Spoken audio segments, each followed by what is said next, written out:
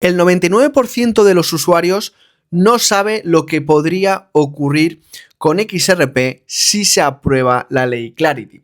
Y es que uno de los acontecimientos más importantes que estamos esperando concretamente en XRP, aunque también afecta a todo el conjunto de las criptomonedas, es que se apruebe esta regulación cripto en los Estados Unidos de América. Actualmente el mercado está sangrando, donde hemos visto grandes caídas durante este año 2025, concretamente en XRP, y muchos se replantean si realmente la utilidad real de XRP en el futuro puede salvar su precio. Muchos hablaban de que XRP podría llegar a 5, 10, 15, 20, 100 dólares por cada XRP, pero ¿esto es real? ¿Es posible que gracias a la ley Clarity y la regulación en los Estados Unidos de América pueda haber que mucha liquidez y muchos inversores entren al mercado de las criptomonedas y sobre todo, concretamente instituciones, banca, entren al sector de las criptomonedas y sobre todo vayan a este nuevo cambio financiero que se espera, donde la mayoría de los bancos van a estar implicados y la mayoría van a pasar de un protocolo ISO 222, donde vamos a ver una migración del mercado y de las finanzas tradicionales de la banca tradicional con formato SWIFT, y vamos a ver un cambio a ISO 222, donde XRP y la XRP Ledger es el rey, directamente el rey que está avanzando con toda esta tecnología. De hecho, se lleva muchos años trabajando en un cambio de migración a la tecnología blockchain. En este caso, os he preparado un documental donde vais a entender todo lo que está ocurriendo con XRP, vais a entender cómo podría impactar esta ley Clarity en el mercado de las criptomonedas y concretamente, si llega esa utilidad esperada para el precio de XRP, cuál podría ser su precio máximo en los próximos años.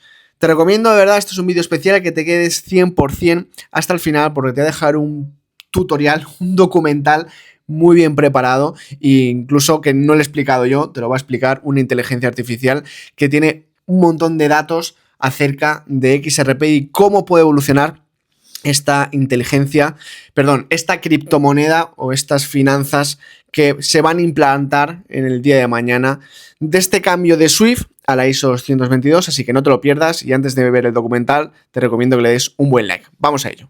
Hoy vamos a meternos de lleno a analizar una tesis de inversión sobre XRP que está dando mucho que hablar en Internet. Es una tesis, la verdad, muy atrevida porque su argumento principal depende de un único evento, un cambio en la ley, que según esta fuente podría cambiarlo absolutamente todo para este activo. Vamos a ver qué hay detrás.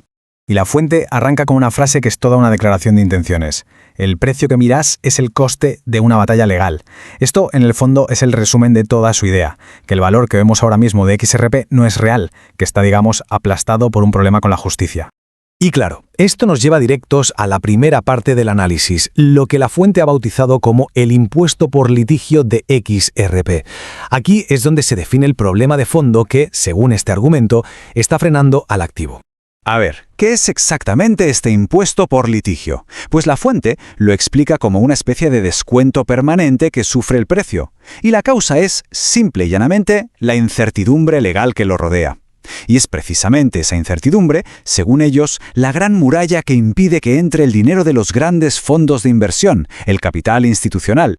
Este esquema visualiza perfectamente la idea central. La llaman la brecha de supresión de precios. Por un lado tenemos el precio de mercado actual, que está como lastrado por ese impuesto legal, y por otro lo que llaman el valor de utilidad, que sería su precio real si solo contásemos su tecnología, un valor que ahora mismo está bloqueado. Toda la tesis se basa en que esta brecha está a punto de cerrarse.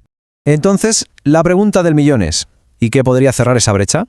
Bueno, pues vamos a la segunda sección, porque aquí es donde la fuente pone sobre la mesa su gran catalizador, un cambio en la ley que, dicen, lo cambiaría todo. Y aquí está el punto clave, la pieza central de todo este puzzle. Toda la tesis que estamos analizando depende, y esto es fundamental, de que se apruebe una propuesta de ley en Estados Unidos, la Clarity Act. Según la fuente, esta ley no es una mejora cualquiera, es que tiene el poder de redefinir por completo qué es XRP, a ojos de la ley. Este esquema lo explica de maravilla. La fuente lo llama un cambio jurisdiccional. El primer paso, la situación actual. La SEC lo supervisa y eso crea un lío e incertidumbre. El segundo paso, el catalizador. Se aprueba la Clarity Act y el activo se reclasifica. Y el paso final, el resultado. La supervisión pasaría a otro organismo, la CFTC, que lo definiría como una materia prima digital. Vamos, que se despejaría totalmente el panorama para la inversión institucional. Y claro, si el panorama se despeja, ¿qué ocurre? Pues eso nos lleva a la consecuencia más directa de ese cambio legal, según la fuente, que por fin se abriría el grifo del dinero institucional. Para describir la cantidad de dinero que podría entrar, la fuente usa una sola palabra: billones. Con B, se refieren a los billones de dólares de capital institucional que, según su análisis, están ahí, esperando en la barrera a que haya claridad regulatoria para poder entrar en este mercado. Este gráfico ayuda a entender la escala del argumento. Ojo al dato. La fuente destaca que ya hay 1.400 millones de dólares invertidos en productos de XRP. Y eso con toda la incertidumbre que hay. La tesis es que si se aprobasen los ETFs, con que solo un pellizco del dineral que hay en los mercados de bonos y acciones se desviase hacia XRP, se crearía una demanda brutal y constante. Con todo esto en mente, el análisis se atreve a dar cifras. Hablan de una recalificación a valor justo. ¿Y esto qué significa? Pues que ven un primer salto, un paso lógico que situaría el precio de XRP en un rango de entre 5 y 10 dólares en cuanto hubiese esa claridad. Y lo importante es que no lo ven como especulación, sino como un movimiento para que el precio se ponga al día con su valor real. Pero la tesis no se queda en un simple ajuste de precios, ni mucho menos. Vamos a la cuarta sección, porque aquí es donde la cosa se pone seria, y vemos la visión a largo plazo que propone la fuente: convertir a XRP en una red de liquidación a escala mundial. Para presentar esta idea, la fuente utiliza otra cita que es clave: juzgan una capa de liquidación global con los estándares de una empresa de tecnología de consumo.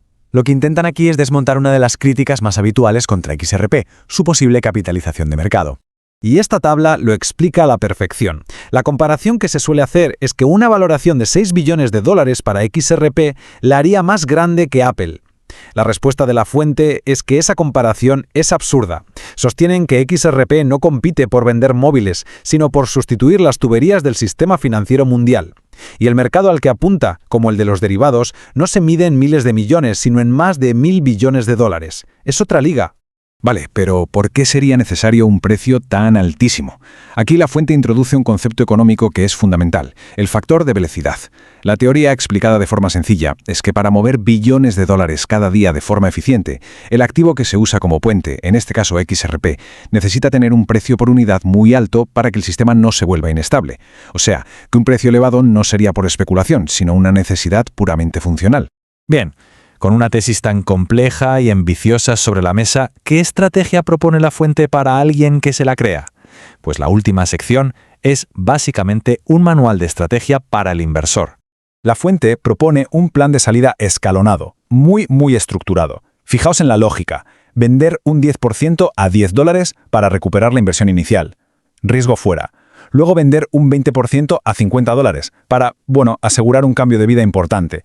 Y finalmente, aguantar el 70% que queda para objetivos por encima de los 100 dólares, algo que la fuente llega a calificar como un potencial de riqueza generacional. La idea es tener un plan frío para no dejarse llevar por las emociones y asegurar beneficios. Y por último, la gestión del riesgo.